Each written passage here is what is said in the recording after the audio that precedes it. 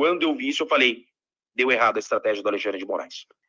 O advogado Jeffrey Schickini, ele deu uma entrevista agora há pouco e ele comenta, na visão dele, os planos de Alexandre de Moraes foram por água abaixo e há, sim, plena possibilidade de Bolsonaro entrar o ano de 2026 elegível e concorrer à presidência. Olha só aqui, ó, escute e depois tire suas conclusões. Aqui está a tese. Luiz Fux. Quando eu estava assistindo o julgamento e eu vi o desconforto do Fux e eu vi o Fux deixar claro que ele discorda da delação do Mauro Cid. Ele discorda da competência da primeira turma. Eu falei, o tendão de Aquiles do Alexandre de Moraes. O Fux é o único juiz de carreira hoje no STF. Ele foi juiz, ele foi desembargador, ele passou num concurso e virou ministro. O Fux é old school. Ele é daquela galera que respeita a corte, que se preocupa com a imagem, com a reputação da corte, com a história da corte. E o Alexandre de Moraes ultrapassou limites intransponíveis, Lisboa, a ponto de estar gerando um desconforto na corte, entre os pares.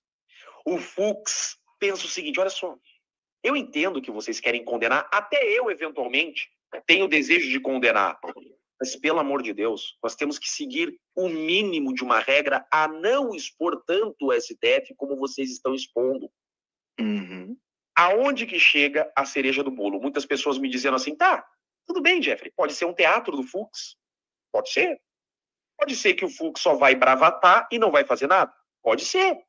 Pode ser que, de fato, ele está tendo um surto de consciência, né? Está tendo um conflito de consciência porque é um juiz e está, de fato, incomodado com a pena de 14 anos da Débora, como ele falou que está e que todos nós estamos. A questão é, eles tinham que receber a denúncia, tá, Lisboa? Muita gente falou, pô, Jeff, você errou. Você falou que o Fux ia ser um problema, o Fux recebeu a denúncia. Gente, a denúncia recebe mesmo. Em 99% dos processos no Brasil, essa fase de receber ou não a denúncia é recebida. Mas o Fux falou assim, não é o momento, hoje não é o momento de questionar a legitimidade da delação premiada do Mauro Cid. Ele falou isso. Mas, no momento oportuno, eu vou questionar. Então vai ter um processo, Lisboa. Gente, não joguem a toalha, o processo está só começando, tá? Calma, tem muita água para rolar. Tá? Vai ter audiência, testemunhas serão ouvidas, o G. Dias vai ser ouvido. Calma, tem muita água para rolar, tá bom? Ao final, os juízes terão que dar uma sentença. E nessa de dar uma sentença vai ter uma sessão, Lisboa. Eu vou colocar minha bequinha lá, vamos ter 1 hora para cada réu para fazer a defesa oral. 1 hora para fazer a defesa. E ali sai a sentença. Acontece que, em qualquer ponto, Lisboa, que um ministro divergir, então pensa, imagine só que o Fux divirja do relator em qualquer ponto. Ele pode ser voto vencido, tá? Pode dar 4-1, por exemplo. 4 contra o Fux. Mas em qualquer ponto que o ministro divergir dos demais, nasce para a defesa um recurso chamado embargos infringentes. O que é esse recurso? A gente manda esse caso da turma para o pleno. E esse caso não termina mais na primeira turma, ele termina no pleno. Ou seja, quando o Fux demonstrou incômodo com algumas regras, dá a entender que ele vai questionar em algum momento. E se ele divergir, por exemplo, se ele votar pela anulação da delação do Mauro Cid, esse caso não termina mais na primeira turma. Se ele questionar qualquer ponto desse processo, esse caso vai ter que ir para o plenário.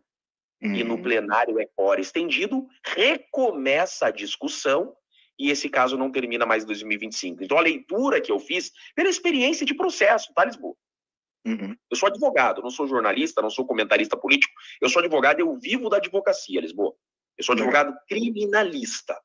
Da experiência que eu tenho, quando eu vi isso, eu falei, deu errado a estratégia do Alexandre de Moraes. O trem descarrilhou. Esse caso não termina mais em 2025, não tem como. só terminaria em 2025 se fosse unânime em todos os pontos. Deu ruim para o Xandão. É isso que o advogado criminalista está dizendo aqui, ó. Deu ruim para o Xandão. O plano dele foi por água abaixo. Os ministros. Agora, se eu tiver enganado e o Fux não divergir de nada ao final, aí a estratégia deles deu certo. A questão é que hoje sai uma matéria no Metrópolis. Você viu, Lisboa, a matéria no Metrópolis? A esquerda dando golpe já. Esse processo vai demorar, e quanto mais demorar é melhor para o desgaste do Bolsonaro. Não, eles queriam o Bolsonaro preso ontem. Tá? Eles já estão achando motivo para justificar a primeira derrota deles, que é esse processo não terminar em 2025. Tá? Eles já sabem que esse processo não termina mais em 2025. Agora, nós vamos ganhar esse processo? É outra coisa. Outra coisa. A primeira acusação que eu faço, né, a primeira exposição que eu faço é, pela minha leitura de experiência processual, a estratégia de terminar em 2025 deu errado. Porque vai nascer as defesas um recurso de levar esse caso para o pleno. No pleno tem o André Mendonça, que vai vir a analisar. E o Fux tem moral, tem reputação, né? Tem casca para peitar o relator. Veja, Lisboa, chegar no pleno com o voto do Fux divergindo do Alexandre de Moraes, vai rachar o STF. Você está entendendo? O Fux tem estofo, Lisboa, para virar esse jogo. Ele está do nosso lado ou não está do nosso lado, não importa, ele é um juiz. Correto. Ele tem um mínimo de consciência. Né? Ele tem um mínimo de confiança e compromisso e responsabilidade com a lei. Ele tem. Ele não vai aceitar que só narrativas vazias prevaleçam. Ele não vai aceitar irregularidades gritantes. Por quê? Ele sabe que isso vai manchar para a eternidade sua imagem de juiz e a imagem da corte. É essa leitura que eu fiz, Lisboa. Eu acho que será assim. Claro que ninguém é dono da razão. É uma leitura que eu estou fazendo, que está nascendo uma possibilidade desse caso não terminar na primeira turma, se estender para o plenário. Agora, aí, ó, análise de um advogado experiente, criminalista, e no desenrolar das coisas, nós estamos vendo que esse julgamento não vai ser mamão com açúcar como o Xandão queria, né? Não vai ser mamão com açúcar. Obrigado agora também a nossa patriota Maria Helena Barbalho Lopes, também acaba de colaborar com a gente aqui ao vivo nesse momento, em cima de 23 horas e 53 minutos. Obrigado por você colaborar e agora também ser uma patrocinadora oficial do nosso trabalho. Estamos ao vivo. Se você também quiser nos ajudar através do nosso Pix, está aqui embaixo, né? Fique à vontade para fazer aquilo que você sentir no seu coração e que estiver dentro das suas possibilidades. Olha, tem mais. Vocês estão vendo, eu estou trazendo opiniões de analistas, gente de renome, gente que tem experiência. E até, olha aqui, ó, mais um comentarista da CNN deixa evidente que a defesa de Bolsonaro agora não tem nada de técnica, não tem nada de jurídica, tem que ser uma defesa política.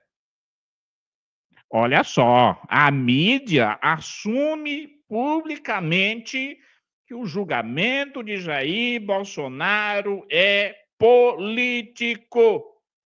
Portanto, eles estão dizendo, olha, não tem o que o advogado, dentro da lei, possa argumentar, trazendo provas, desmascarando o PGR. Não tem que eles possam fazer assim. A disputa é política.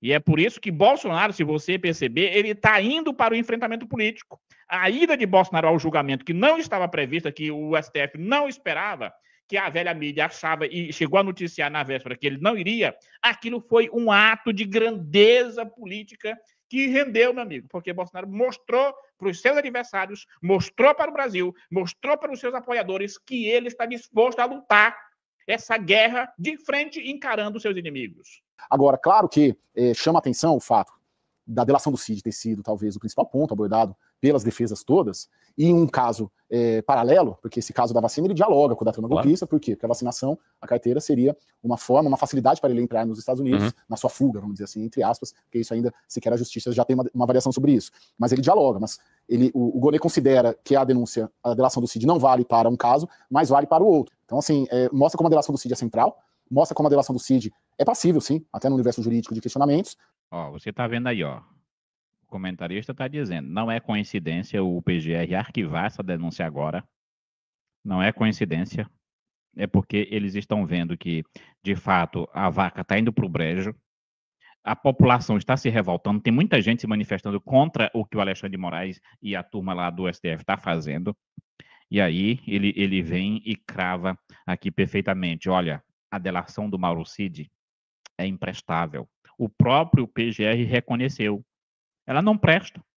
Ele não apresentou prova nenhuma contra Bolsonaro. Aí o que a defesa de Bolsonaro vai pegar para anular também no julgamento de Bolsonaro contra a questão do golpe, ele vai pegar e vai dizer, olha, Paulo Gonet, a delação do Mauro Cid serve para acusar Bolsonaro de golpe, mas não serve para acusá-lo de falsificar cartão de vacinação?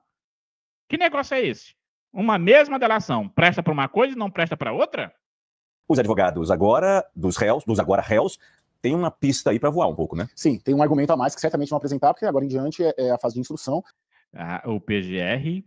É importante colocar nessa conversa um forte argumento para a defesa de Jair Messias Bolsonaro mandar anular o principal trunfo que eles têm, que é a delação única e exclusiva do Mauro Cid, que é baseada só na palavra dele. É a palavra dele contra os acusados.